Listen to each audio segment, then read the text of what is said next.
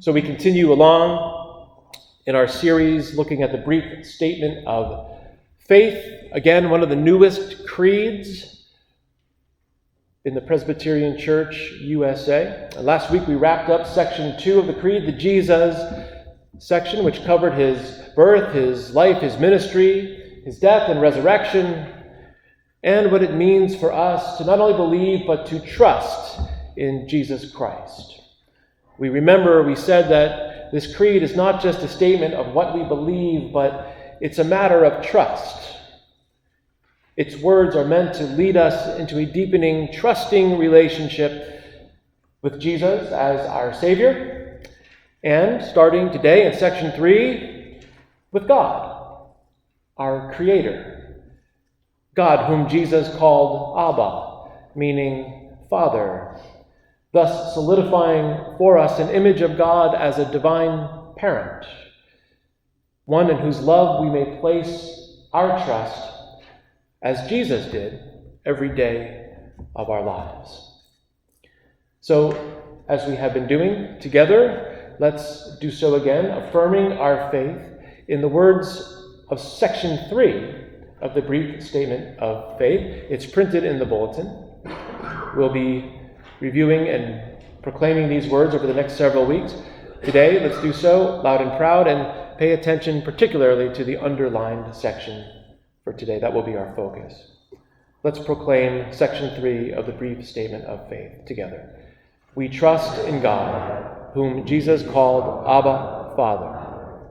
In sovereign love, God created the world good and makes everyone equally in God's image, male and female, of every race and people, to live as one community. But we rebel against God. We hide from our Creator. Ignoring God's commandments, we violate the image of God in others and ourselves, accept lies as truth, exploit neighbor and nature, and threaten death to the planet entrusted to our care. We deserve God's condemnation. Yet God acts with justice and mercy to redeem creation. In everlasting love, the God of Abraham and Sarah chose a covenant people to bless all families of the earth. Hearing their cry, God delivered the children of Israel from the house of bondage. Loving us still, God makes us heirs with Christ of the covenant. Like a mother who will not forsake her nursing child, like a father who runs to welcome the prodigal home, God is faithful still. There's a lot in there, I know.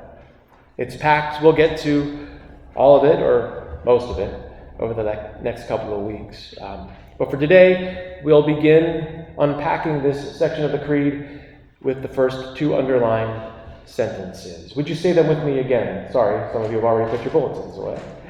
Let's say those 2 first sentences again. We trust in God, whom Jesus called Abba Father. In sovereign love, God created the world good and makes everyone equally in God's image, male and female, of every race and people, to live as one community. Now, what action of God would you say defines this section of the Creed, these opening 2 sentences? What action of God jumps out at you as perhaps a main theme in this section of the Creed?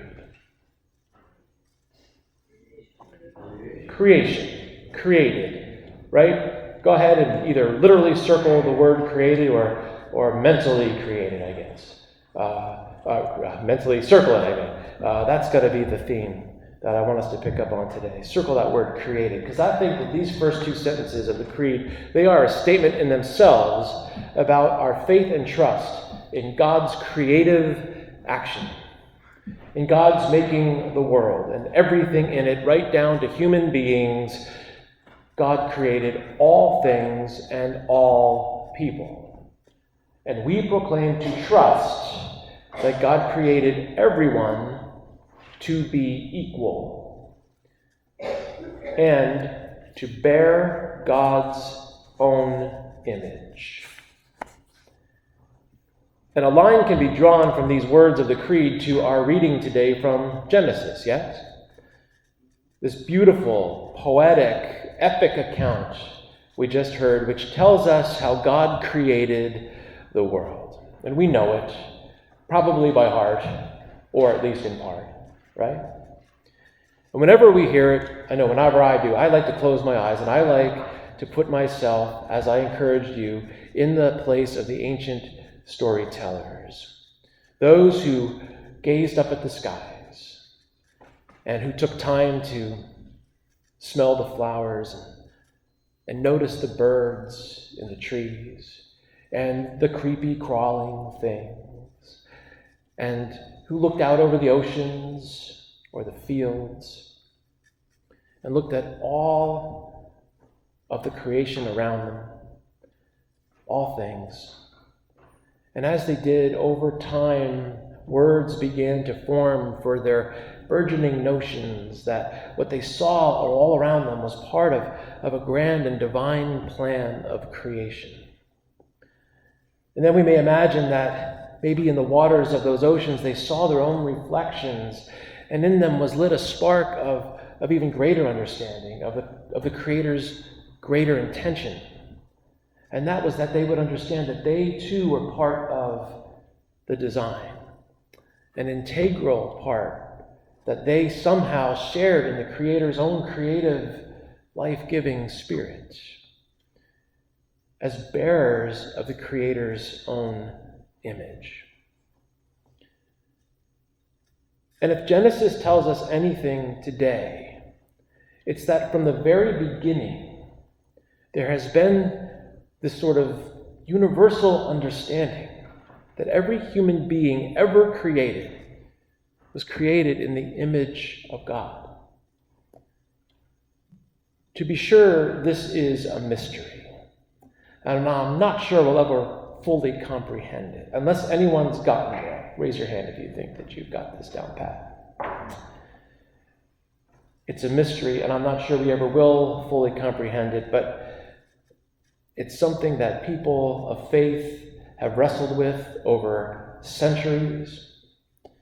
And it's something that people of faith have also come to understand, that from the beginning, to be created in the image of God also comes with a great understanding and a great responsibility. And the responsibility is for each person to see and to honor the image of God in every person. This understanding of what it means to be created in the image of God, it's found a center place in some way or shape in the heart of many religions, really. Certainly, we wouldn't argue its place at the center of ours as Christians, I hope. And there's many ways to discern and communicate and put into words or even images, this concept of what it means to be created in God's image. Look up image of God on Google, and you'll come up with literally millions of essays and writings and thinking and teachings on the image of God. It's quite outstanding how much work and how much thought has been put into this. And there are many ways to communicate and to try to get to the heart of understanding it. But as I was writing my sermon for today, an image came into my mind, and it's an image that I know I was familiar with growing up in the 1970s. And I wonder if it's one that's familiar to all of you. Now, Garrettsville, I kind of struck zero. There was like one person who had seen it before. I put it in the bulletin. There's an image in the bulletin. Do you see it? The little boy. The little boy? Yeah. You see it? Yeah. Have you ever seen this image before? Yes. Yes? I've got a yes from Teresa. Anyone else? Amy Piedmont? Yay. Calvin? Wonderful. Anyone else? Anyone a no? Never seen this image before of this little boy? Dean put up 2 hands. Okay, I guess that's a total strikeout. All right. This little boy who's thinking to himself, I know I'm somebody because God don't make no junk. Maybe you've never seen the image. Are you at least familiar with the phrase, God don't make no junk, right? Tried to find the history of this image. really couldn't find it. I'm not sure where it originated. But this was an image that was burned in my brain. Now maybe it is in yours too. Okay? This little boy who's thinking to himself, I know I'm somebody because God don't make no junk. This image actually has a cherished place in our family because one of our family members often made this face growing up, and Amy and I would refer to him as the God don't make no junk kid, right? Maybe we haven't seen this image, maybe we've never seen it before, maybe I haven't seen it in a while, but I thought it was a good image to help us imagine this concept of being made in the image of God. And imagine a world in which everyone actually believes that they are somebody and that God don't make no junk. God don't make no junk. We believe that. We trust that because we believe that we're made in God's image. Unless we think God is junk. Anyone? Didn't think so. Well, if we believe we're made in God's image, then we're not junk. No one is. And it's an image that helps us in a world where maybe we struggle to see others as truly our equals. In a world where we're supposed to see and honor all for the image of God in them and for the people they're created to be. But sadly, we know that this isn't the case most of the time. I mean, even the look of the little boy's face kind of says otherwise about himself, right? It's like he's trying to convince himself of this. He's got that look on his face like, I'm sad because I'm not sure that I believe this, right?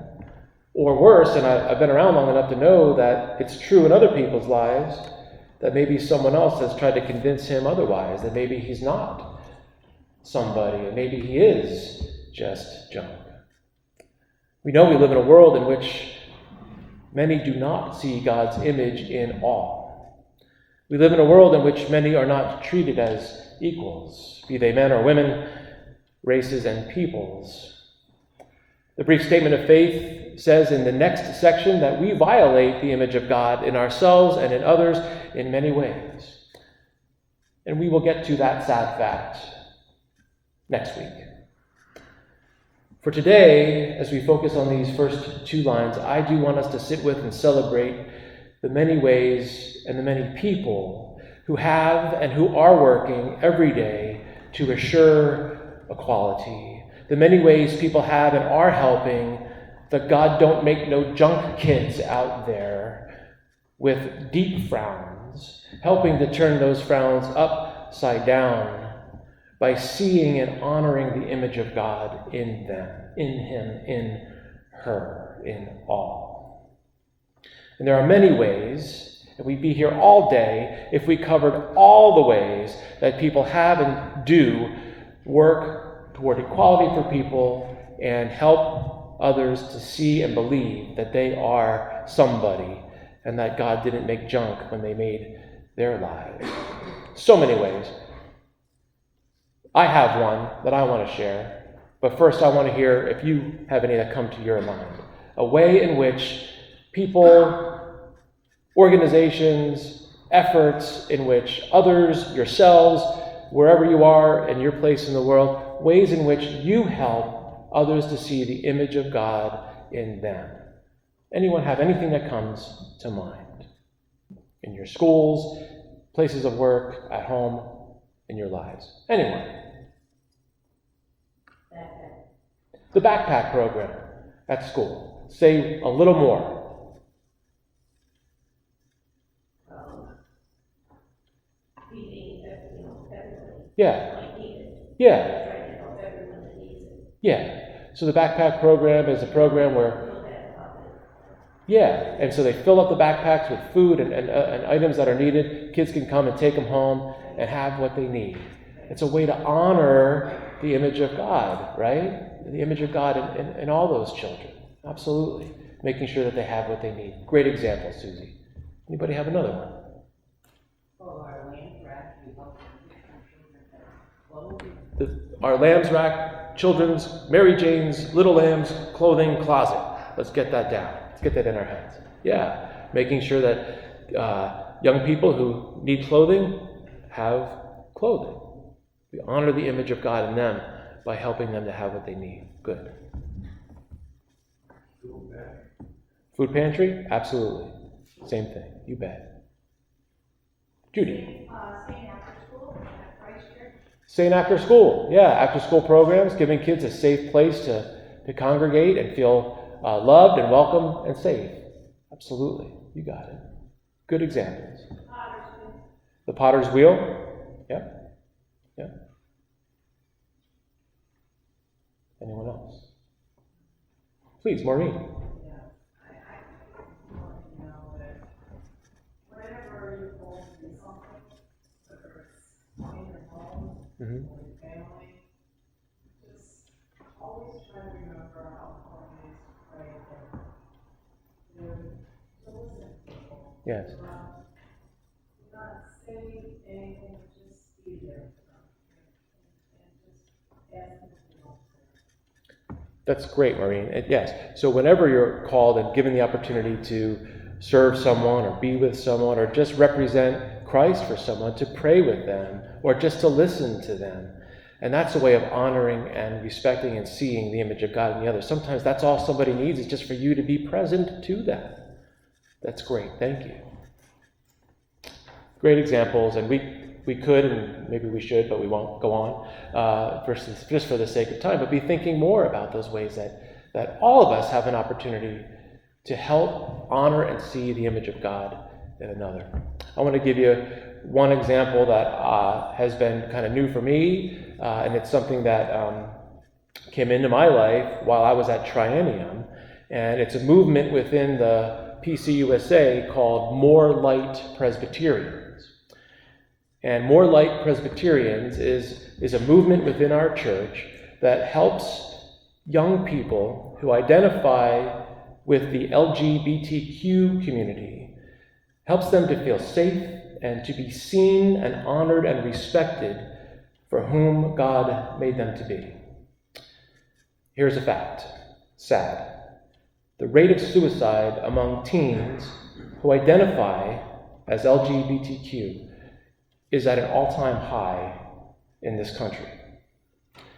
And those who have attempted suicide and survived, when asked why, what motivated them what led them to this low point in their lives, you could take all of their answers and you can summarize it essentially is that they had never felt accepted or honored or even felt that anybody really loved them. It's very sad. And yet, a report just came out that says that having just one caring, understanding, non-judgmental person in their life can cut that risk of suicide for an LGBT kid by over 40%. 40% within that community. 40%. 4 out of 10 kids who are considering attempting suicide by having one caring person in their life. One caring person who sees and honors the image of God in them. It can save their life. That's powerful. More Light Presbyterians seek to be a community of light and support, and I got to meet some of its national leaders at Triennium and some youth who are part of the movement and who have been affected by the work of More Light Presbyterians. It's there I picked up this bracelet. It just says More Light Presbyterians and love abundantly on it. And I wear this bracelet as an identification bracelet. It's so kids will know that I am someone that they can come to for respect and honor and for someone who will see the image of God in them. And I wear it humbly because I want those youth to know that I am someone that they can count on. I did get some extras, by the way. That's why I got 2 on. Anyone would like one. And I can get more. More Light Presbyterians is just one example of an intentional effort of Christians seeking to see and honor and serve the image of God in others. To help encourage people who are hurting. Encourage them to know that they are somebody and they are not junk, not with the image of God in them. I encourage all of us to take time this week and to look around and to take a look in the mirror and to see in others and in ourselves that which we proclaim to trust, the image of God in them, in us, the image of God who created all to be somebody. Because from the very beginning, God has not made any junk. Believe this. Better yet, trust this. Best yet, get in on some action that helps bring about a world in which all are treated as equals. The world our trust in God bids us to imagine. Amen? Amen.